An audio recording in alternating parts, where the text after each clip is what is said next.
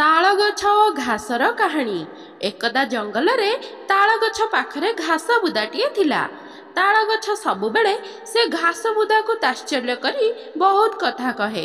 हे घास बुदा, तुमे तो सबुबेले भूमि रे लाखी रहिच, हेले मते देख मु केते उच्च एवं दृढ़।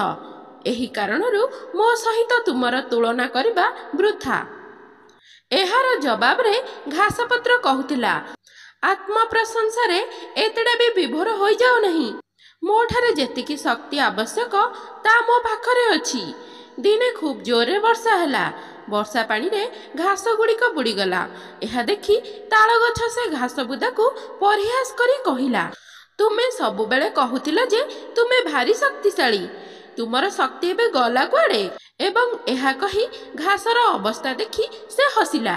किछि दिन बीतीगला। घासपत्र पुणी कअलिला। किछि दिन परे बहुत जोरे पवन बहिला। तापरे बिजुली घड़घड़ी सहित मूषल धारारे वर्षा मध्य हेला। ताल गछटी पवन सम्मुखरे ठिया होई पारिला नहीं, शेषरे उपुड़ी गला। एतिकी बेले घास गछटी कहिला, आहा प्रिय बंधु, तुमे निजर शक्ति केते एबे ठीक बुझी पारिल तो। तुमे दलकाए पवनर माड़ संभाली न पारी उपुड़ी गल, किंतु मु वर्षारे बुड़ी रहिले मध्य पुणी थरे खूब शीघ्र कअली उठिली।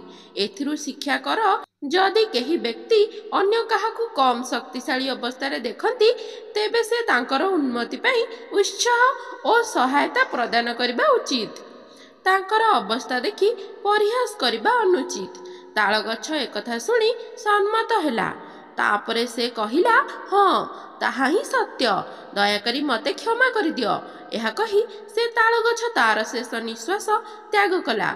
आपण मानकु अनुरोध, कहानी सुनिकी लाइक शेयर सब्सक्राइब करंतु। धन्यवाद।